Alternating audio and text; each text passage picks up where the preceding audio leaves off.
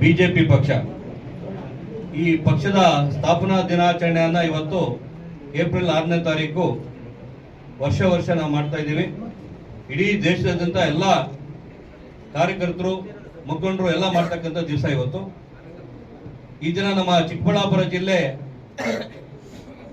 ಹೊಸ ಕಚೇರಿಯಲ್ಲಿ ಕೂಡ ನಾವು ಇವತ್ತು ಮೊದಲ ಬಾರಿಗೆ ಸ್ಥಾಪನಾ ದಿವಸ ಬಿಜೆಪಿಯ ಬಾವುಟವನ್ನ ಇವತ್ತು ಎತ್ತಿ ಇಡ್ತಕ್ಕಂಥ ದಿವಸ ಆಗಿದೆ.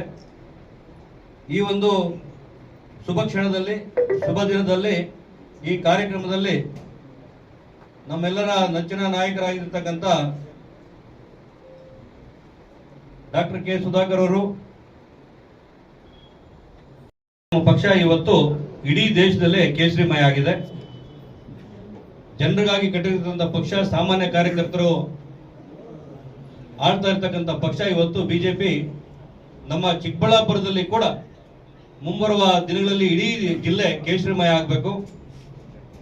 ಯಾರೆಲ್ಲ ಕಾರ್ಯಕರ್ತರು ತಾವೆಲ್ಲ ಬಂದಿದ್ರೆ ಇವತ್ತು ಎಲ್ಲರೂ ಕೂಡ ಈ ಒಂದು ಕಾರ್ಯಕ್ರಮನ ಎಲ್ಲ ಮಂಡಲಗಳಲ್ಲಿ, ಬೂತ್ಗಳಲ್ಲಿ ಕೂಡ ಇವತ್ತು ಅವರ ಮನೆಗಳ ಮೇಲೆ ಬಾವುಟ ಕಟ್ಟತಕ್ಕಂಥ ಸೂಚನೆ ರಾಜ್ಯದಿಂದ ಕೊಟ್ಟಿದ್ದಾರೆ. ತಾವೆಲ್ಲ ಮಾಡ್ಬೇಕಂತ ವಿನಂತಿ ಮಾಡ್ಕೋತೀನಿ.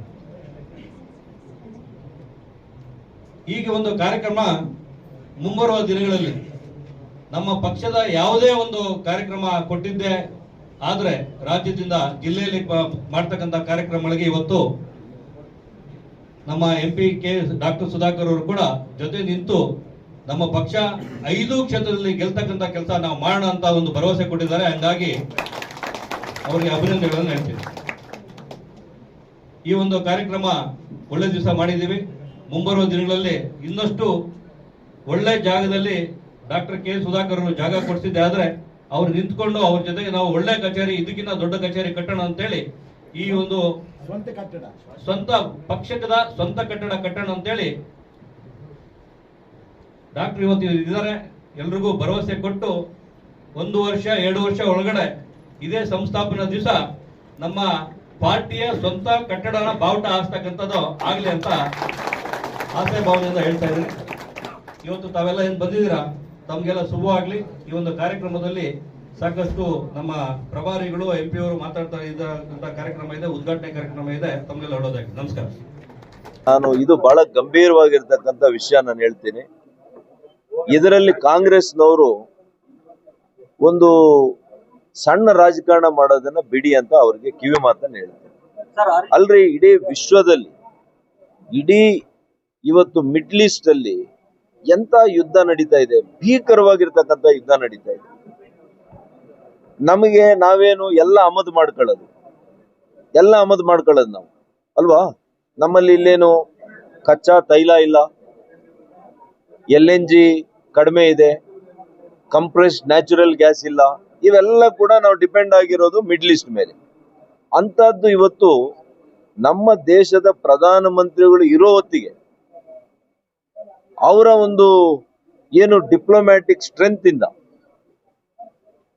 ಇವತ್ತು ನಮಗೆ ಇರಾನ್ ಅಂತ ದೇಶನೂ ಕೂಡ ಇವತ್ತು ಸ್ಟಾರ್ಟ್ ಆಫ್ ಆರ್ಮಸ್ ಇಂದ ನಮ್ಮ ಹಡಗುಗಳಿಗೆ ಅವಕಾಶ ಮಾಡಿಕೊಟ್ಟಿದ್ದಾರೆ ಹೋಗ್ಲಿಕ್ಕೆ. ಇವತ್ತು 140 ಕೋಟಿ ಇರುವಂತ ದೇಶದಲ್ಲಿ ನೀವ್ ಹೇಳಿ, ನಿಜವಾಗ್ಲು ನಿಮ್ ಮನೆಗಳಲ್ಲಿ ಗ್ಯಾಸ್ ಉರಿತಾ ಇಲ್ವಾ? ನೀವು ಊಟ ಮಾಡ್ತಾ ಇಲ್ವಾ? 3 ಹೊತ್ತು ಊಟ ಮಾಡ್ತಾ ಇಲ್ವಾ ಈ ದೇಶದ 140 ಕೋಟಿ ಜನ? ಅಂತ ಕೋವಿಡ್ ಸಂಕ್ರಮಣ ಬಂದಾಗ ಕೂಡ ಇವತ್ತು ಚಿಲ್ಲರೆ ರಾಜಕಾರಣ ಮಾಡಿದ್ದು ಕಾಂಗ್ರೆಸ್.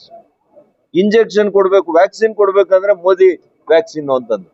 ಇವತ್ತು ನೋಡಿದ್ರೆ ಗ್ಯಾಸ್ ಅಲ್ಲಿ ರಾಜಕಾರಣ ಮಾಡಕ್ ಹೊರಟಿದ್ದೀರಿ. ನಾಚಿಕೆ ಆಗಲ್ವಾ ನಿಮ್ಗೆ? ಇಂಥ ಒಂದು ಸಂದಿಗ್ಧ ಸ್ಥಿತಿಯಲ್ಲಿ ಪ್ರಧಾನಮಂತ್ರಿಗಳು, ಕೇಂದ್ರ ಸರ್ಕಾರ ಮಿನಿಟ್ ಟು ಮಿನಿಟ್ ಮಾನಿಟರ್ ಮಾಡ್ತಾ ಇದೆ. ಇವ್ರಿಗೇನ್ ಗೊತ್ತಿದೆ? ಗ್ರೂಪ್ ಆಫ್ ಮಿನಿಸ್ಟರ್ಸ್ ನ ಮಾಡಿ 1 ತಿಂಗಳಾಗ್ತಾ ಬಂತು. ಯಾವಾಗ ಯುದ್ಧ ಪ್ರಾರಂಭ ಆಗಿದೆ ಮಾರನೇ ದಿವಸನೇ ಗ್ರೂಪ್ ಆಫ್ ಮಿನಿಸ್ಟರ್ಸ್ ಸಮಿತಿಯನ್ನ ಮಾಡಿದ್ರು ಪ್ರಧಾನಮಂತ್ರಿಗಳು. ಪ್ರತಿ ದಿವಸ ಮಾನಿಟರ್ ಮಾಡ್ತಾ ಇದ್ದಾರೆ. ಅಮೆರಿಕಾದಿಂದ ತರಿಸ್ತಾ ಇದ್ದಾರೆ, ಗಯಾನಾ ಇಂದ ತರಿಸ್ತಾ ಇದ್ದಾರೆ, ವೆನೆಜುವೆಲಾ ಇಂದ ತರಿಸ್ತಾ ಇದ್ದಾರೆ, ರಷ್ಯಾ ಇಂದ ತರಿಸ್ತಾ ಇದ್ದಾರೆ. ಗೊತ್ತಿದೆ ಇವ್ರಿಗೆ, ಗೊತ್ತಿದೆ. ಅವರು ಸರ್ಕಾರ 40-50 ವರ್ಷ ನಡೆಸಿದ್ದಾರೆ. ಆದ್ರೆ ಚಿಲ್ಲರೆ ರಾಜಕಾರಣ. ಇಂಥ ಸಂದರ್ಭದಲ್ಲಿ ಚಿಲ್ಲರೆ ರಾಜಕಾರಣ ಬಿಟ್ಟು ಗೌರವಯುತವಾದಂತ ರಾಜಕಾರಣ ಮಾಡಿ ಅಂತ ಅವ್ರಿಗೆ ಸಲಹೆ ಕೊಡ್ತೀನಿ.